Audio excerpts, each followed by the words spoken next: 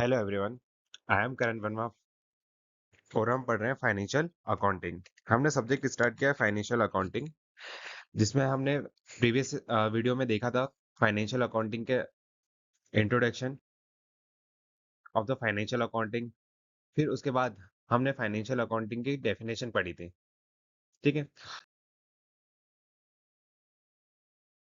तो दो डेफिनेशन हमने पढ़ी थी फाइनेंशियल अकाउंटिंग की। ठीक है, फिर आज उसके बाद हमने पढ़ा था स्कोप ऑफ अकाउंटिंग। ठीक है, तो 7 scope we have to learn in previous video. Uh, जैसे कि recording of the transaction, classification of the transaction, summarising, analysis and interpretation, communication. ठीक है, डिसीजन मेकिंग, कंप्लायंस। ठीक है, तो ये 7 scope we have to learn in previous video. Okay, then today we will learn characteristic of the accounting. We can also say that step of the accounting and as well as uh, features of the accounting.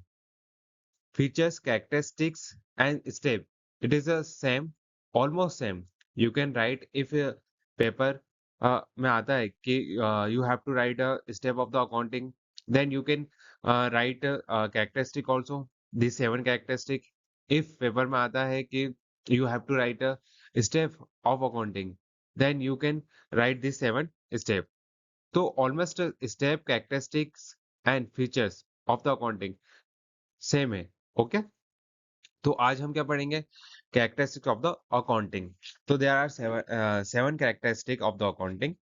तो हम start करते हैं characteristic of the accounting. तो first characteristic of the accounting क्या है? Identification of the financial transaction and event. Okay, simple सा है। Identification of the transaction.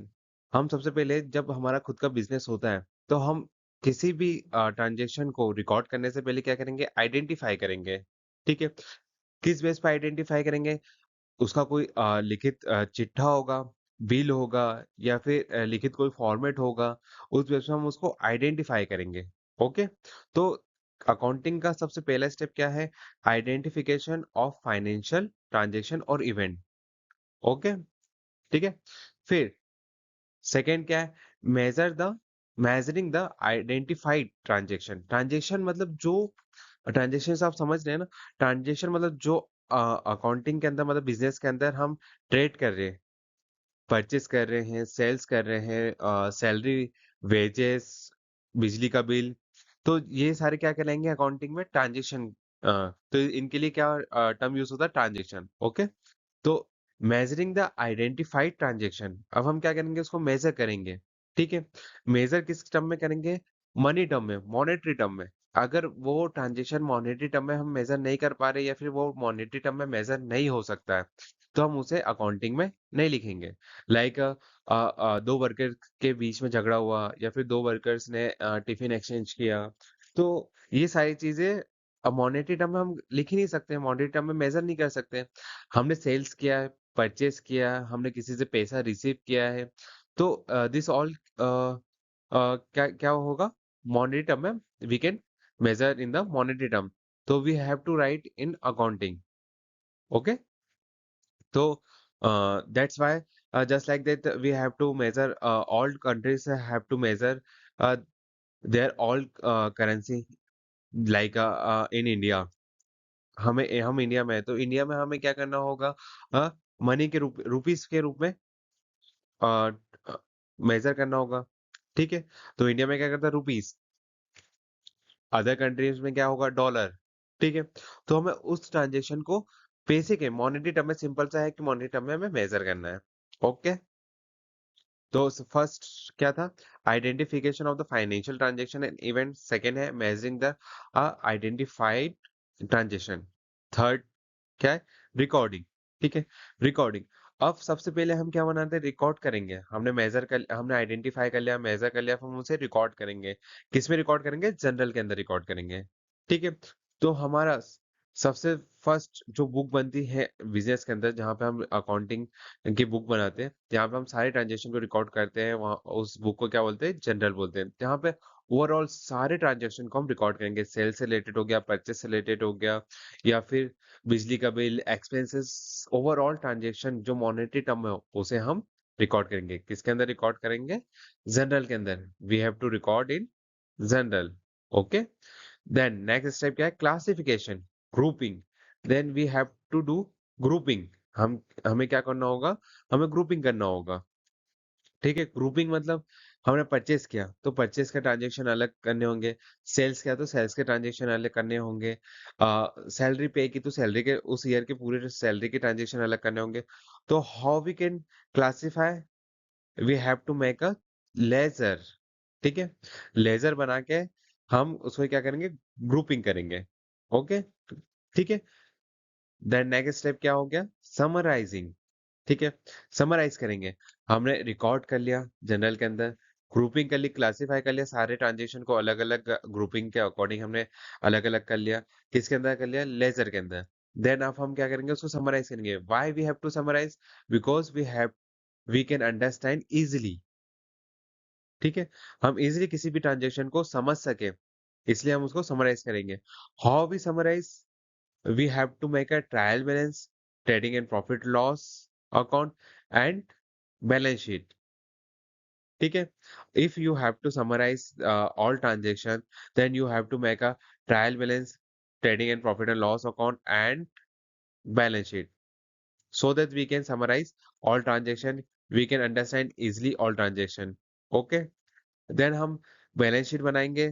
Balance sheet बना के उसको हम समराइज कर दिया, जैसे कि फैक्ट्री के एक्सपेंसेस को we can write in trial balance. Office के एक्सपेंसेस जो भी मेन एक्सपेंसेस है वो सारी हम लिखेंगे प्रॉफिट एंड लॉस अकाउंट के अंदर। देन जो भी असेट्स लाइबिलिटी है, क्रेडिटर्स है, डेटर्स है, उनको हम कहाँ लिखेंगे? बैलेंस शीट के अंदर। तो हमने क्या कर दिया? इसको समराइज कर दिया ताकि हम सारे ट्रांजेक्शन को इजिली समझ पाए। नेक्स्ट स्टेप क्या है? Analyse and interpretation. अब हम क्या करेंगे? एनालाइज करेंगे और इंटरप्रेट करेंगे। ठीक है, समझेंगे उसको, उसका कोई कंक्लूजन निकालेंगे। ठीक है, उसके लिए हमारे पास बहुत सारे टूल्स होते हैं। ठीक है, अकाउंटिंग में there are many tools for analysing. First tool accounting ratio, comparative statement, common size statement. ठीक है, fund flow statement, cash flow statement.